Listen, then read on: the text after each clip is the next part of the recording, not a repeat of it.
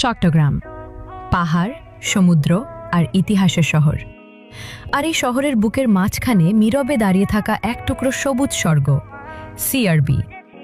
বন্ধুরা, আপনি যদি কখনো চট্টগ্রামে এসে থাকেন তাহলে নিশ্চয়ই এই জায়গার নাম শুনেছেন, সিআরবি, পুরো নাম সেন্ট্রাল রেলওয়ে বিল্ডিং এলাকা। কিন্তু সিআরবি শুধু একটা জায়গা না, এটা এক অনুভূতি, একটা নিঃশ্বাস নেওয়ার জায়গা। এই সিআরবি এলাকার ইতিহাস শুরু হয়েছিল ব্রিটিশ আমলে। তখন রেলওয়ের কর্মকর্তাদের জন্য এখানে তৈরি করা হয়েছিল বাসভবন, অফিস আর প্রশাসনিক ভবন। আজও সেই পুরনো স্থাপত্য, বড় বড় গাছ আর প্রশান্ত পরিবেশ ইতিহাসের সাক্ষী হয়ে দাঁড়িয়ে আছে। চারপাশে তাকালেই চোখে পড়ে উঁচু উঁচু গাছ, পাখির ডাক, পাতার ফাঁক দিয়ে সূর্যের আলো।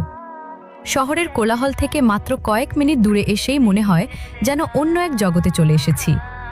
অনেকে এখানে আসে সকালের হাঁটার জন্য, কেউ আসে মানসিক শান্তি খুঁজতে, কেউ আবার আসে প্রিয় মানুষের সাথে নীরব সময় কাটাতে। সিআরবি যেন চট্টগ্রামের মানুষের একটা আবেগের নাম। সাম্প্রতিক সময়ে এই সিআরবি এলাকাকে ঘিরে অনেক আলোচনা, অনেক অনুভূতি জড়িয়ে গেছে। কারণ এই জায়গাটা শুধু জমি নয়, এটা শহরের ফুসফুস, সবুজের আশ্রয়। উন্নয়ন প্রয়োজন, কিন্তু প্রকৃতির সাথে সমন্বয় করে। কারণ একবার যদি এই সবুজ হারিয়ে যায় তাহলে আর ফিরে পাওয়া যাবে না এই শান্ত সিআরবি। যদি কখনো মন ভারী হয়ে যায়, শহরের কোলাহল ক্লান্ত করে তোলে, একবার চলে আসুন চট্টগ্রামের সিআরবিতে।